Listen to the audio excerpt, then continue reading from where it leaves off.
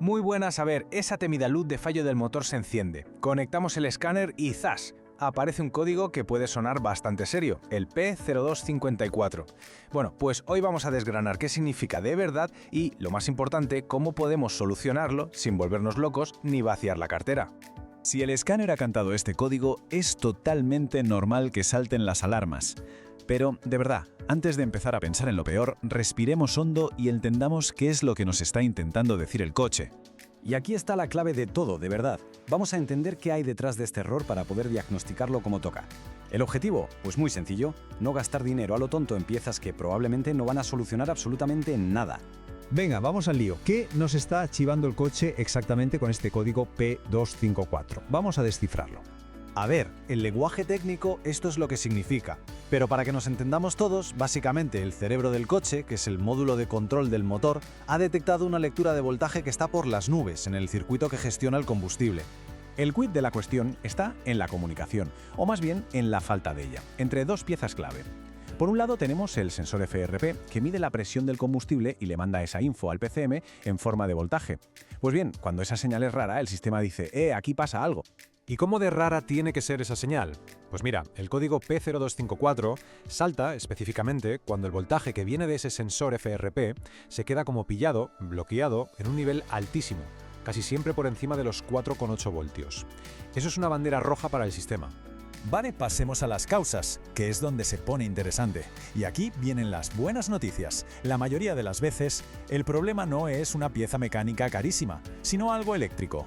Y ojo que el orden aquí es fundamental. La causa más probable, pero con muchísima diferencia, es un problema con los cables, o sea, una interrupción en la alimentación o en la masa del sensor.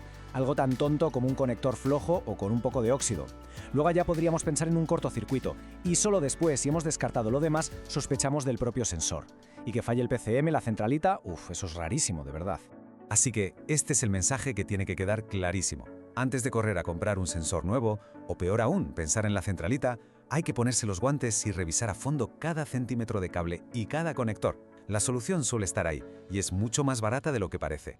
Muy bien. ¿Y cómo damos con el problema exacto? Pues fácil, siguiendo un método, un proceso lógico paso a paso, tal y como lo haría un buen mecánico.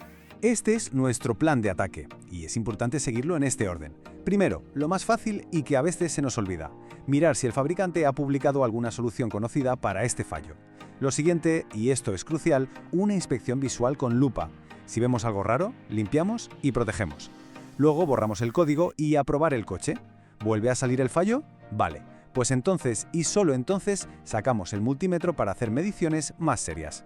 En esa inspección visual, esto es exactamente lo que hay que buscar. No hace falta ser un experto. Un cable pelado, uno que se vea quemado, un conector que baile y, sobre todo, esa especie de óxido verdoso. Si se ve ese color en un conector, bingo. Ahí hay una mala conexión casi seguro y muy probablemente la raíz de todo el problema. Venga, vamos con una parte importantísima, los errores típicos que nos hacen perder tiempo y, sobre todo, dinero. Conocerlos es casi tan valioso como saber qué hacer bien.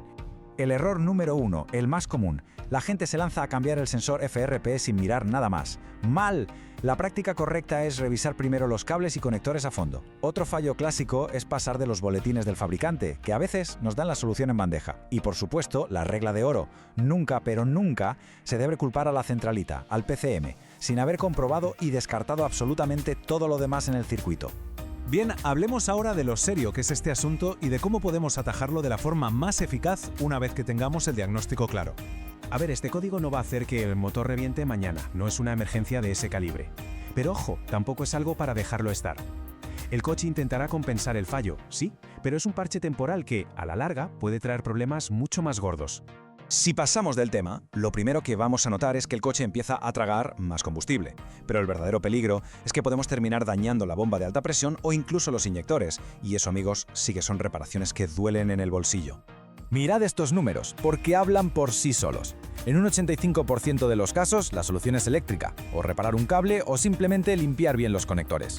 Solo en un 15% de las ocasiones el problema está en las piezas. Y la centralita, fijaos, apenas un 1%. Es casi anecdótico.